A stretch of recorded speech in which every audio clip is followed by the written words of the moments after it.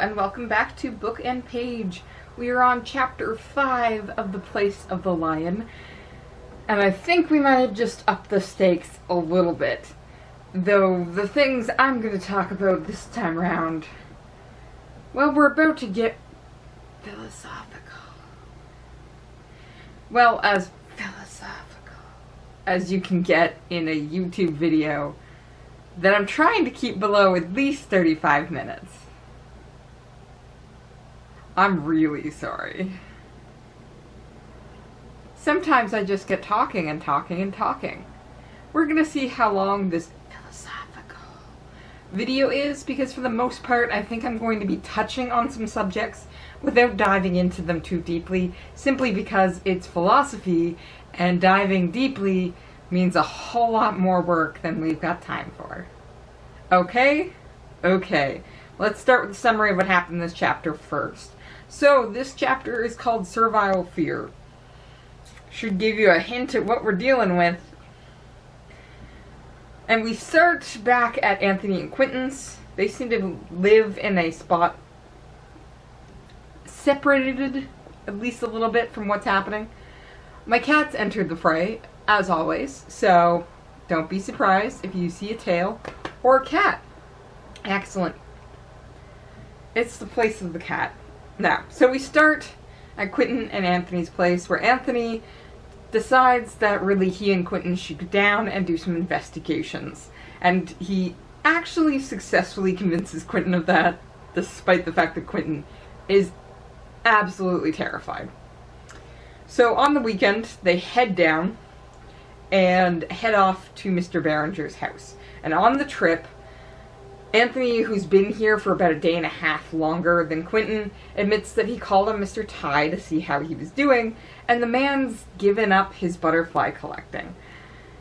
He just likes to sit and stare at the sky, and when asked about it, he replies that he realizes his collection was only an occupation. Okay, poor Damaris, kind of hates it. One, no one will leave her alone. Everybody keeps calling by the house, either for her or Mr. Ty, who's now in the house constantly. I hope I don't need my notes. Kat's decided that's where she's sitting. Excellent. Now, I just read this chapter, so I should be able to remember the important bits as we go through. For example, they end up at Mr. Berenger's house, and the entire yard is just dead. It's sweltering, wilted, and it seems to now be affecting things beyond the yard as well. Though Anthony does notice, as he turns around and looks at the field opposite, that the sheep are still here. The sheep are good. Has anyone seen any birds? Yeah, the birds seem to have now disappeared. They haven't seen the exodus of them, but they haven't heard any birds. They haven't seen any birds. Ooh, that's not good.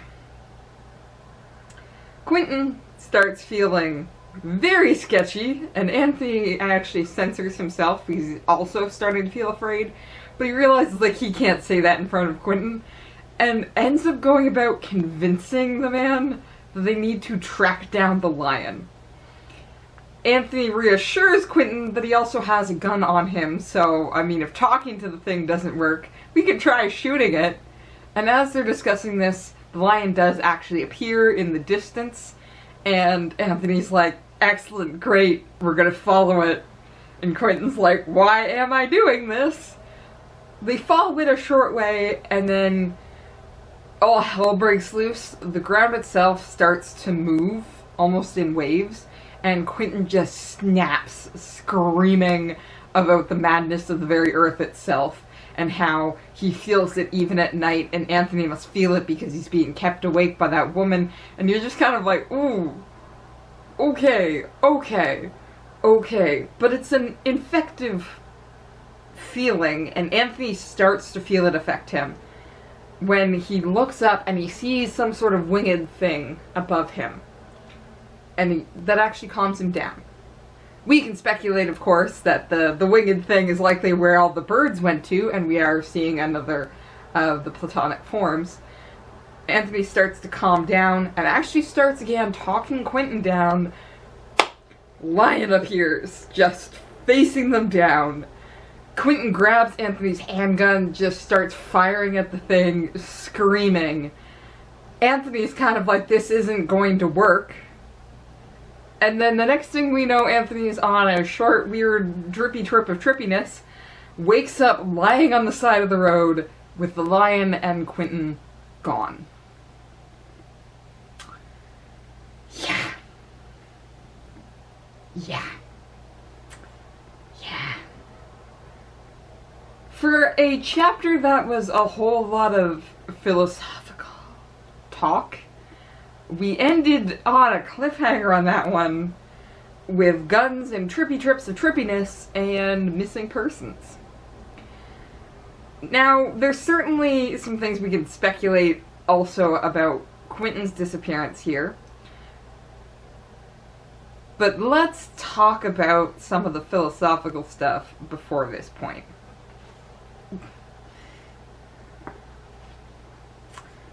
Tiggs just has to be in the middle of the action.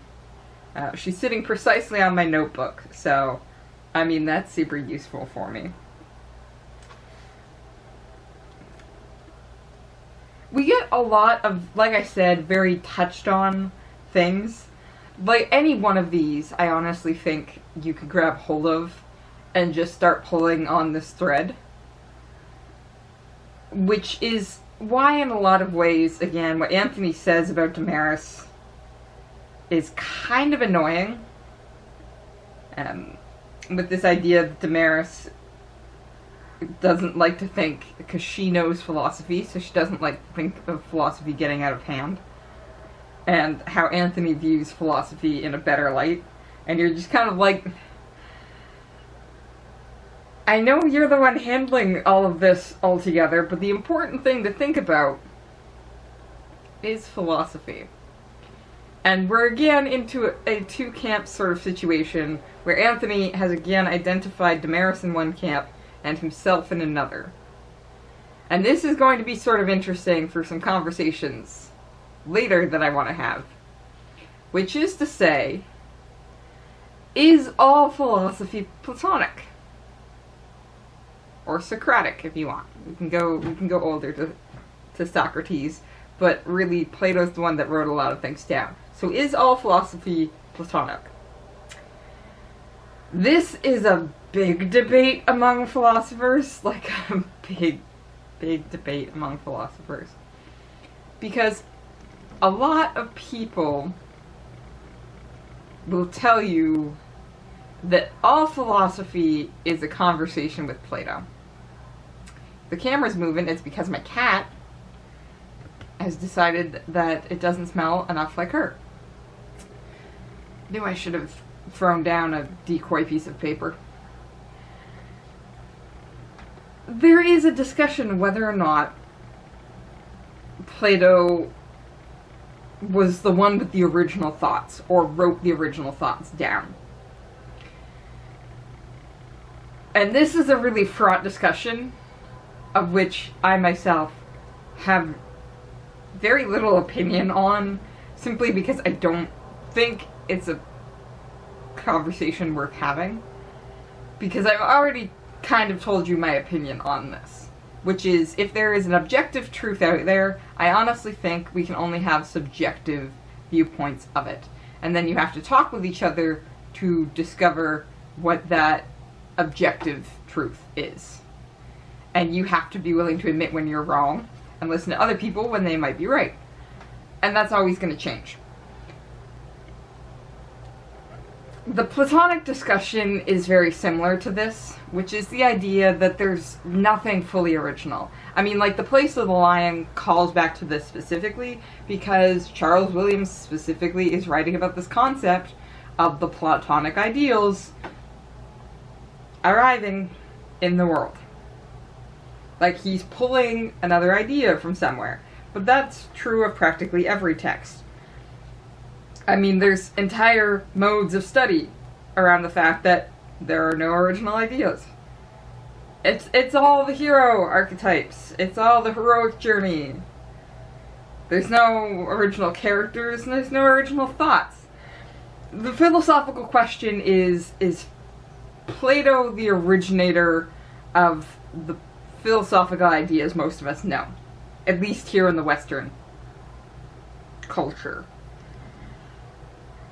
Now, this is, like I said, it's a fraught conversation. For example, Plato was not the first human being to ever live. We definitely know there are philosophers before him. Socrates is one of them.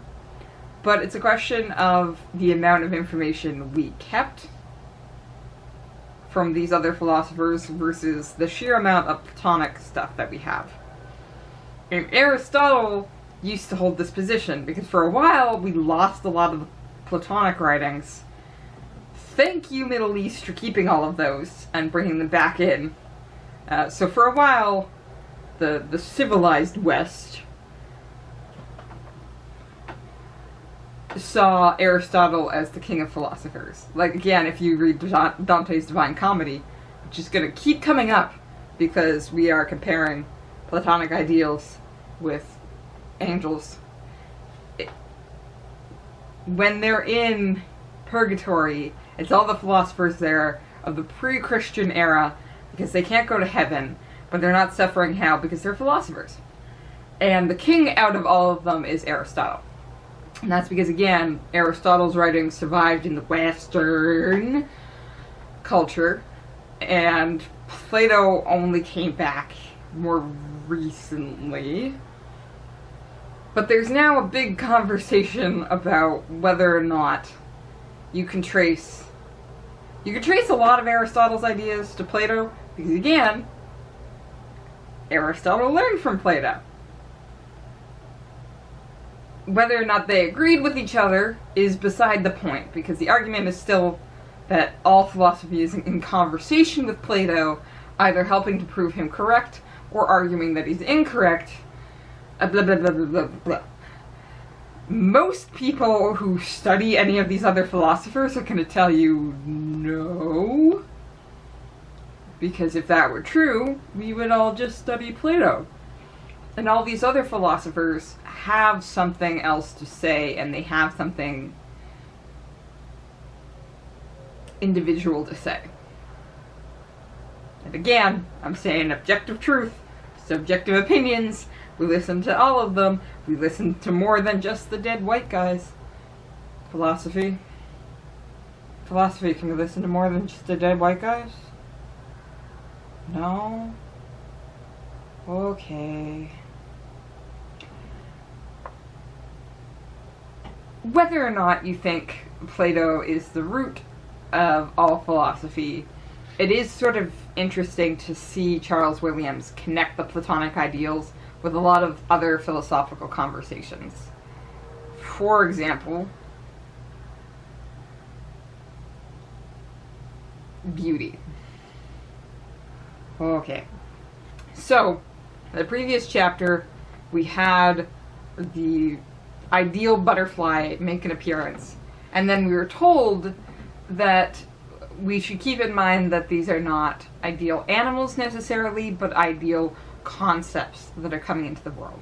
And more than likely from Mr. Tai's reaction to the butterfly, we get the sense that the butterfly appearing is the ideal form of beauty. So when Mr. Tai ends up just sitting around staring at the sky, and he's no longer interested in catching butterflies anymore, he says it was only an occupation. And this seems to speak to the idea that we constantly chase after the imperfect images of these concepts. Beauty is a really easy one to talk about. We are constantly both chasing after and producing ourselves imperfect, beautiful things. And the best way I can really rationalize that as well as I can, because again, we're talking about philosophical concepts that don't have firm things to hold on to. But flowers and Christmas lights are both beautiful to look at, but in very different ways. So each of those connects to the form of beauty in some way, but not wholly. So, Mr. Chai's insistence now that he will not go looking for more butterflies, it seems to speak to the fact that he's seen the perfect form and he realizes he has no chance whatsoever to capture that. You are only ever going to make imperfect copies, or find imperfect copies. And that's sort of the frustrating thing then, because as we go through this chapter, we realize there are very different ways to respond to all of this happening. And, well, at this point I've got about 5, so let's walk through them. So we have, oh God, what's his name? Foster, Mr. Foster, whose opinion on this we got mostly last chapter. We discussed that a little bit, which is acceptance that these ideals are coming and are going to absolutely obliterate everything, except those who accept it, who will then become one with it. We seem to have the very antithesis of this more in Damaris, I would say, who is absolutely refusing to act like any of this is happening. Like, nope, I'm supposed to be working on my thesis, and she's just frustrated because everybody is upset and changing and adjusting and dealing with all of this, and she's just like, everyone keeps bothering me. I just want to work on my thesis. We have Quentin, who just looks into the face of truth and loses his mind.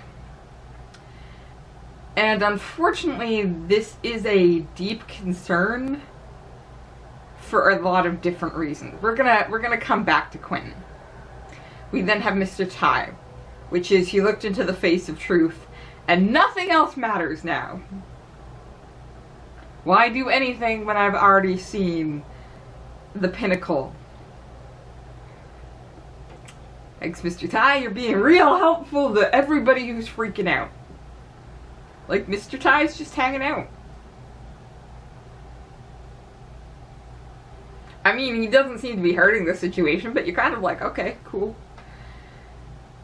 There is a concern with that one, too. So I think we'll come back to Mr. Tai. And, of course, there's Anthony, who seems to be the most enlightened here. Even though I find he's a very problematic character, we have to keep in mind that this book was also written by a philosophical white guy who was part of a group that didn't let ladies in. As much as I like the Inklings, they're products of their time, which means they're a little problematic when it comes to the girl characters and the guy characters and how they treat them. But Anthony does seem to be the best example here. Like, you are supposed to want to be like Anthony, at least in when trying to address the fact that these beings are coming in. So let's break down the really terrifying ones. I think the most terrifying one has got to be Quentin. And again, the chapter title speaks to this. Servile fear. Quentin has become so afraid that he is now a servant to that fear. He's not in control of himself or necessarily anything else. And Anthony does speak to this directly when he realizes that Quentin has taken his gun and is firing on the lion.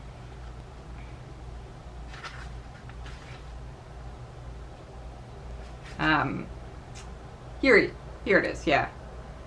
The noise sounded as futile as the bullets obviously proved, and the futility of the outrage awoke in Anthony a quick protest. "Don't," he cried out, "you're giving in. That's not the way to rule. That's not within you." Again, white guy. Rule is, But I think when Anthony is saying that's not the way to rule, he is referring more to oneself.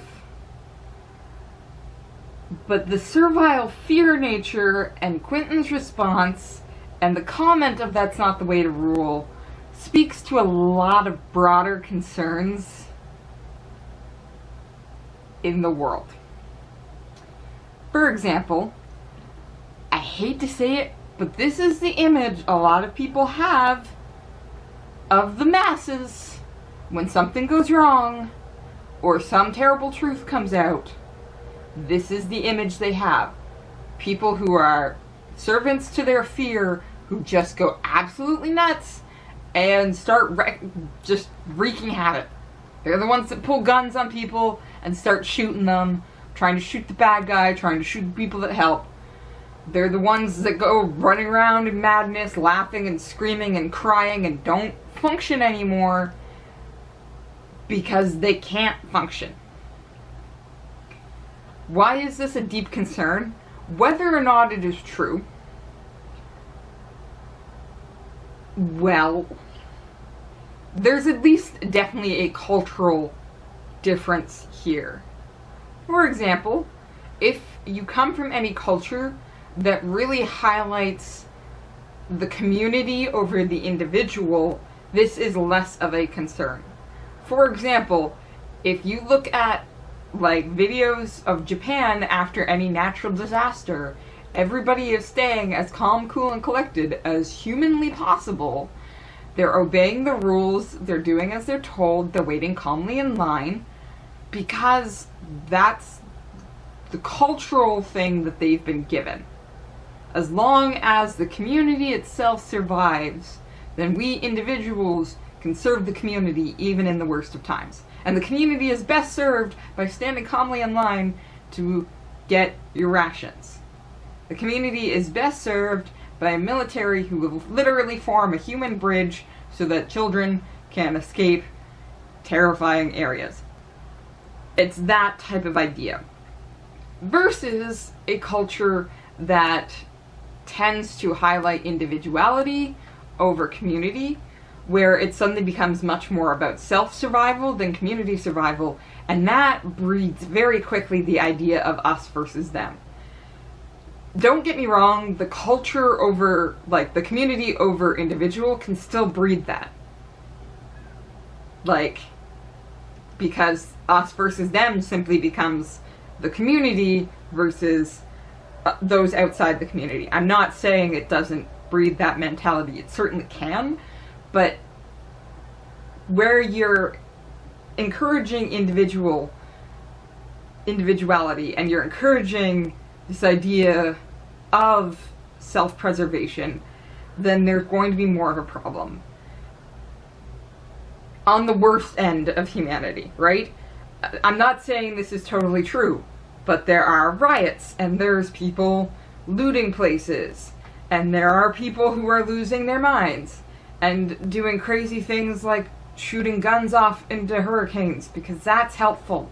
Quentin suddenly becomes a character who people see and say, that's not me, but that's everybody else. And this gets very concerning then if this is the image of the masses that leaders have. That's where Anthony's comment, this is not how you rule, comes in. How much do we need to know about how things work? Right? What do we need to know about, well, agreements with other countries? Or the reasons behind certain laws? Well, and again, this has been a conversation, even in philosophy, throughout history.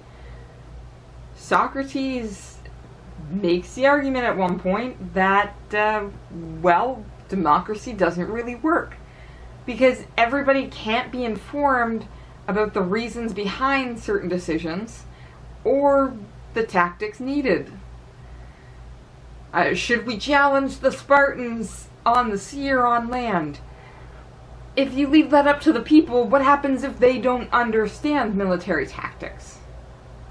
You need someone who's in control of the country, who knows what they're doing, and whether or not the people understand it doesn't matter, especially if they're prone to freaking out when something upsetting happens. And you probably see the problem from here, because for the most part, you kind of want to know this stuff, don't you? As like, I'm not in charge, but I am somebody who lives here and is affected by these things. I would like to know what's going on.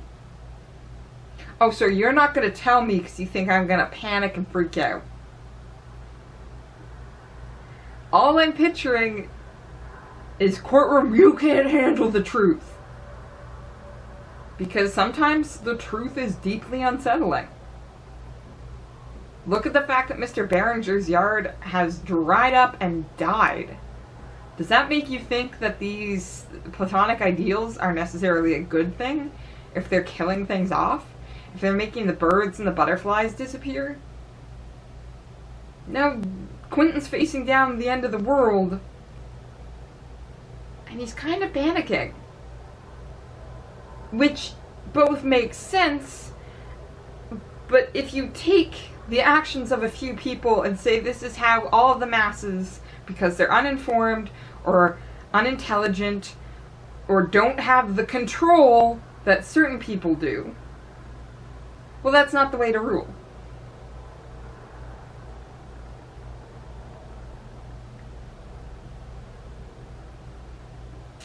How many people probably justify ruling as a singular person because they know what's good for the community and they will make that decision? They know how to rule. They know how to remain in control, calm, cool, and collected, and do all the right things for themselves, and I guess maybe for the community. I hate to say it, you're never going to get to that point. Things are always going to get sacrificed. That's the real hard part of ruling, even on the broader government scale, not just singular person. Broad governments run into this all the time. Raise taxes, cut expenses. How are we doing this? You're never going to please everybody. But the idea that certain people who can remain control in their faculties know how to rule, and the masses just freak out, or are Mr. Ty, they just don't do anything. I'm just not going to vote because it doesn't matter. I've seen the truth of government. My actions don't matter. Cool. Mr. Foster, who says, yeah, no, that's the power play here. I'm with them. Damaris, who's acting like none of this is happening. Practically all of these perspectives are toxic in their own way, but are using their own philosophical justifications for it. Now, most people that study these philosophical justifications are going to tell you that the public has a skewed perception of this. Existentialism, nothing matters. Nihilism, nothing matters, right? Nihilism, nothing matters, do whatever you want.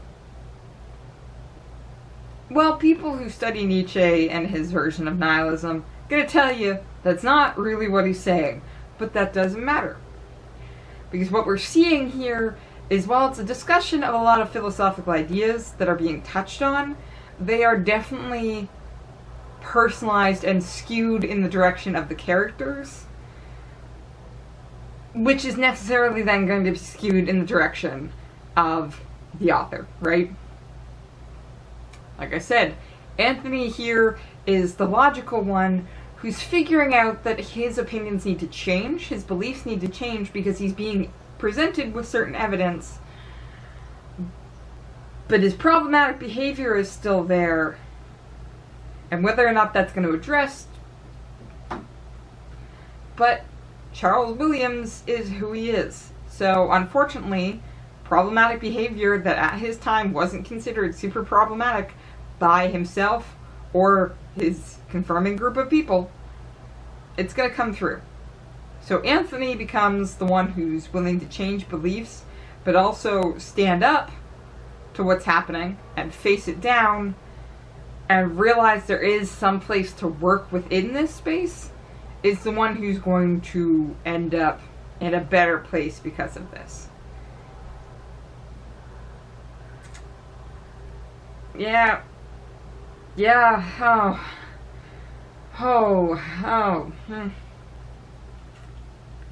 It's a lot of philosophy, but like I said, you can take any of this and just run with it. Run far, run fast. Is Anthony's comment about this isn't how you rule actually in reference to those rulers? Like Quentin wouldn't be a good ruler because he freaks out and panics and starts shooting things? Is it about self-rule? Is it about the masses? There's a lot happening here, and it's just kind of about the idea of picking some of them out. I can only take the briefest look at it, but texts like this are always going to go nuts. For example, Anthony's idea that philosophy is always bigger than itself. Are we seeing the idea that philosophy is actually applicable to all areas of life, and thus can't be separated from these other areas of life? Are we seeing philosophy as the queen of the sciences?